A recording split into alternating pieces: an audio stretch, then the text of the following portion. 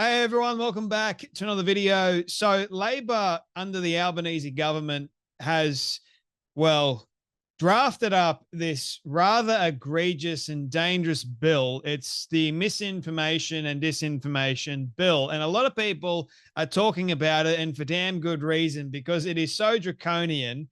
It's quite concerning. It's not funny anymore. Like, it is really concerning because if this actually gets passed, God forbid that it does, but if it does get passed, then we're going to see a lot of issues in Australia. Like, we've already got a great deal of significant issues, but nevertheless, the Labor government, under the support of the Greens, funny enough, the Greens are only supporting this because they are like the extreme far leftist group here in Australia. Compare it to like the radical wokies over in the US, right? We've got that here in Australia. They're all about climate change activism and censorship to the nines. But it's interesting to me how Labor actually were the ones that introduced this bill. And if you read the bill, it makes no sense whatsoever. It's like a rather ambiguous bill.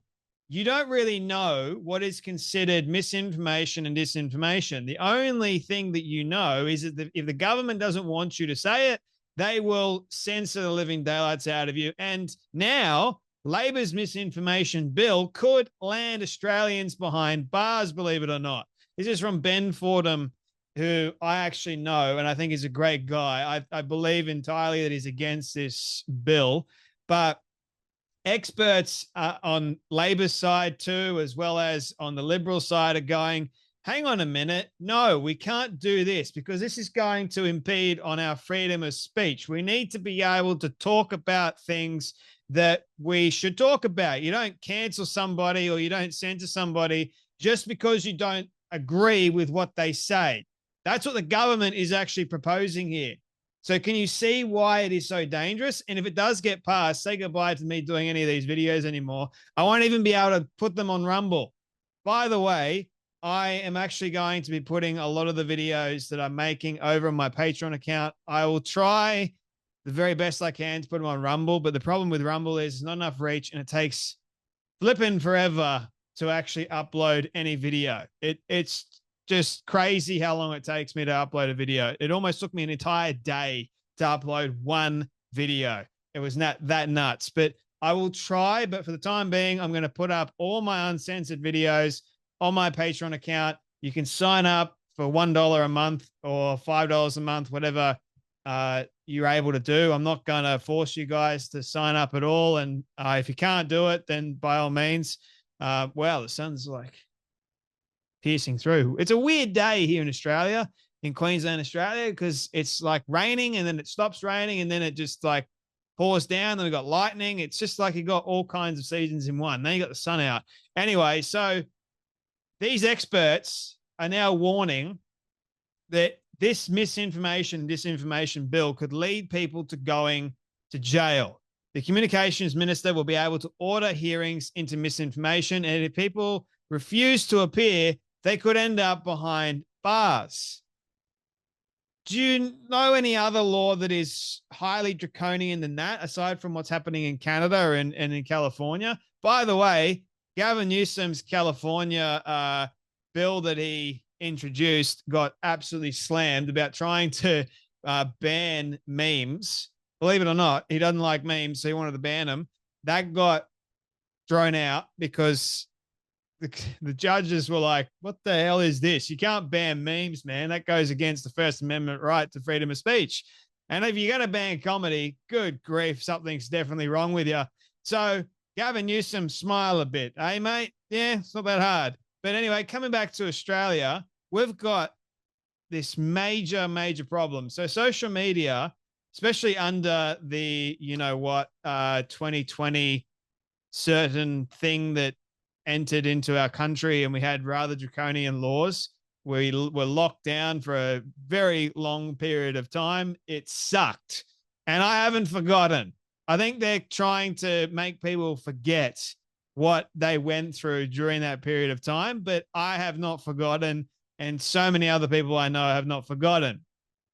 But during that time, they would have loved to have this bill in place. If Labor was in power during that time, and God forbid, I mean, I know the Liberals did a shocking job during that time, but if Labor was in power, good grief, this bill would have been introduced straight away, because according to this bill, they had removed over 20,000 videos for spam and misinformation, disinformation, according to the government. It's not the government's job to regulate your freedom of speech. I'll have you know. It's not their responsibility. The government is there to serve the people. It's not there to create laws to stop people from actually speaking their minds. You know what that's called? That's called Marxism. That's called a socialist utopia. That is called communism, which we do not want here in Australia. And if anyone that has a level head can see that this misinformation, disinformation bill is so egregious, it's just extremely concerning, then please do some research. But here is on their impact statement what they say. Why misinformation and disinformation are a problem. The Australian Electoral Commission has defined misinformation as false information that is spread due to ignorance or by error or mistake, without the intent to deceive. So here's the problem. If I've got no idea that what I am sharing is false information, why should I get penalized and punished for that? Why should, how is that harming anyone really? I thought we're all adults here, but nevertheless, we're not, because the government deems it as wrong to do that. Now, if it's information regarding a particular person that is actually extremely false and it's going against their, you're trying to defame somebody, obviously that is a problem. But we live in a free society. And if you're getting defamed by somebody, we have a court of law and you can sue them and you can deal with it there. All the information can be taken down and you can sue the living daylights out of the person that tried to defame you. That's the process. But everything else that is just considered misinformation. And again, who is the one that decides what is really misinformation or not? The government doesn't decide that. They shouldn't decide it, but they do. They have defined misinformation as knowingly false information designed to deliberately mislead and influence public opinion or obscure the truth for malicious and deceptive purposes. A key distinguishing feature between misinformation and disinformation is intent. Disinformation is intended to capture misinformation that has been disseminated with the intention of deceiving another person, while misinformation could be spread incessantly due to ignorance, error, or mistake. So disinformation, obviously, the intent there is to do harm or to do wrong, and then misinformation is just spreading false information, I guess. Australians are increasingly relying on social media as a source of news, Twitter or X being the number one trusted source of news now, believe it or not. So that's a good thing. We don't trust the actual news nowadays because they lie through the skin of their teeth. So here are a couple of things that they want to look at when it comes to misinformation and disinformation, right? Electoral processes, harm to the operation of or integrity of a Commonwealth, state, territory, or local government electoral or referendum process. So that's a problem, because if you have something to say against a politician of sorts, right? If you don't like what they are about and you say something about them that is actually the truth, and if they don't like it, they can go, oh, that's disinformation. And as a result, you could end up in trouble. See how tricky and how ambiguous this law really, well, they really want it to be. That's what they can do. And that's what they've proposed in this bill, I'll have you know. Health of Australians. Harm to health outcomes in Australia, including reductions in the effectiveness of preventative health programs, hatred towards groups, the vilification of a minority group in Australia society on the basis of race, religion, sex, sexual orientation, gender identity. When you put gender identity in that, you're in a hell of a lot of trouble, people. Guaranteed. Intersex status, disability, national and or nationality or national or ethnic origin. This also covers the vilification of an individual because of a belief that individual holds as a member of such a group. Physical injury to individuals, intentionally inflicted physical injury to an individual in Australia, regardless of whether the individual is a member of one of these groups above. Critical infrastructure or emergency services, damage to critical infrastructure or emergency services in Australia. This includes utilities, transport, police, fire, ambulance, and border protection services. Economic harm.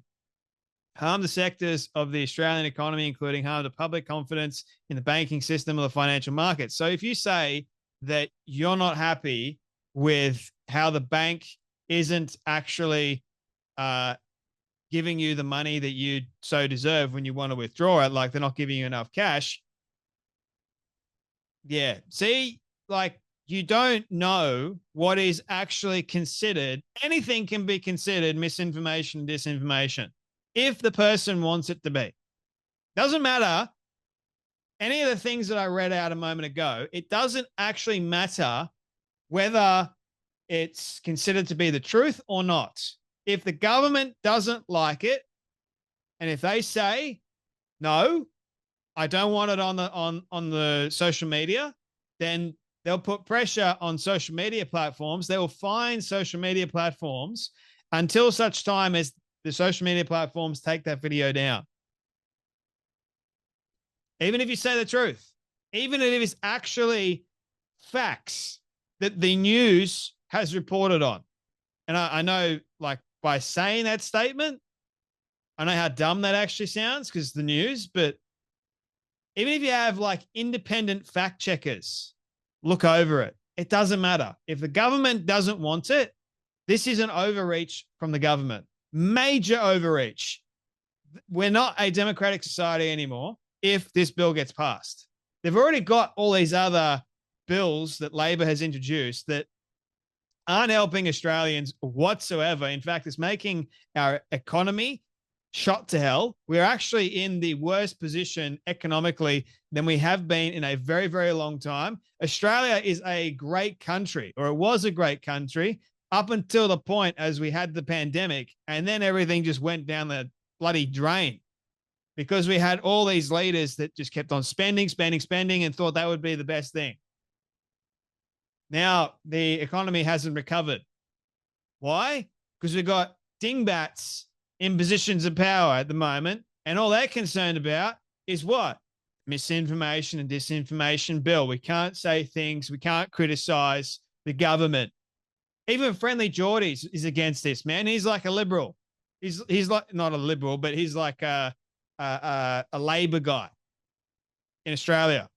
He's against it because you need freedom of speech. You don't just close off somebody just because you don't like what they have to say. That's stupid.